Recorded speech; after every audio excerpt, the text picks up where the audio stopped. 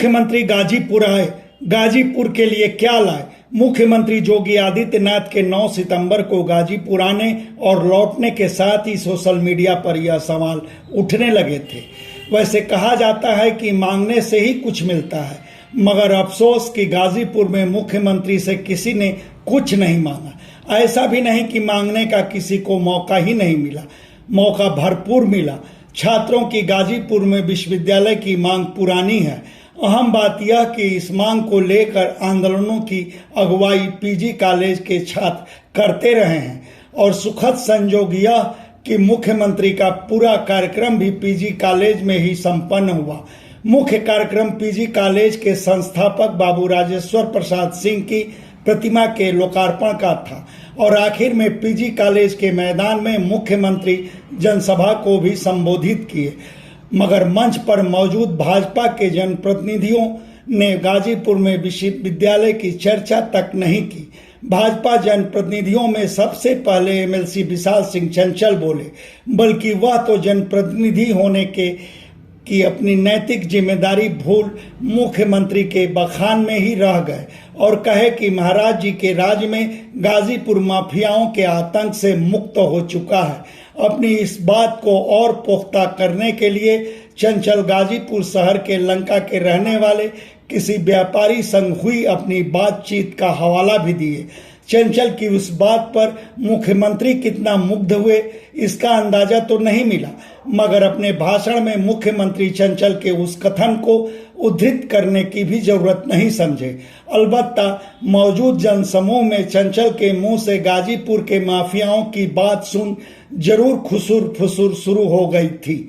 मतलब चंचल भले जोगी के राज में अपना रंग बदल लिए हों, गाजीपुर के माफियाओं को भुला दिए हों, मगर गाजीपुर के लोगों को अब भी याद है कि चंचल के पहली बार एमएलसी बनने में गाजीपुर के इन्हीं माफियाओं का पूरा योगदान था। और तो और चंचल पूरे कार्यक्रम के दौरान इसी कोशिश में रहे कि मौजूद जनसमूह और सरकारी अमला यह देख जान ले कि वह मुख्यमंत्री के कितने करीब हैं। इसके लिए वह मंच तक के शिष्टाचार को भी भुला दिए।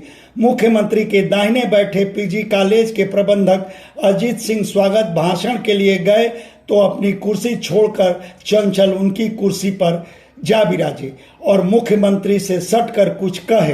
क्या कहे यह तो चंचल ही जानते होंगे, मगर जवाब में मुख्यमंत्री के अंदाज से यही लगा कि चंचल की बात मौजू भर थी और तब मुख्यमंत्री चंचल के बजाय बाएं बैठे बलिया सांसद की ओर मुखातिब हो गए थे।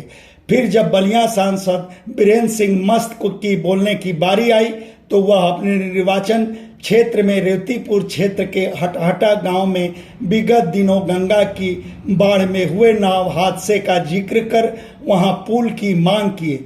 बलिया सांसद के कथन पर भी मौजूद जनसमूह में खुसुर फुसुर शुरू हो गई। यही कि मस्त जी नाव हादसे के पीड़ित परिवारों के पास पहुंचकर उनके आंसू पोंछने का खुद तो मौका नहीं निकाल पाए और अब जब बलिया सांसद हटहटा में पुल की मांग कर अपनी नैतिक जिम्मेदारी की खाना पूर्ति भर कर रहे हैं।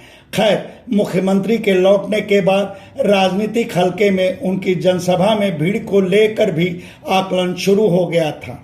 मुख्यमंत्री की जनसभा में पहुंचे पूर्व विधायकों और पंचायत प्रतिनिधियों में ज्यादातर जनसमूह लेकर आने के बजाय अकेले ही पहुंचे थे, बल्कि मुख्यमंत्री की जनसभा में पहुंचने से कुछ पहले तक उम्मीद भर भीड़ की आमद न देख कार्यक्रम के मुख्य कर्ता धर्ता पीजी कॉलेज के प्रबंधक अजीत सिंह की पेशानी पर बल पड़ते दिखते रहे, मगर उनके चेहरे पर तब सुकून के भाव साफ तौर पर दिखने शुरू हुए जब जिला सहकारी बैंक के पूर्व चेयरमैन अरुण सिंह संग उनके समर्थकों का रेला पहुंचा। बल्कि अरुण सिंह संग पहुंचे समर्थकों ने जनसभा की फिजा ही बना दी। हाँ, पूर्व सांसद राधे मोहन सिंह के बेटे अनिकेत सिंह भी अपने मेघबरन सिंह स्टेडियम करमपुर के खिलाड़ियों को लेकर पहुंचे थे।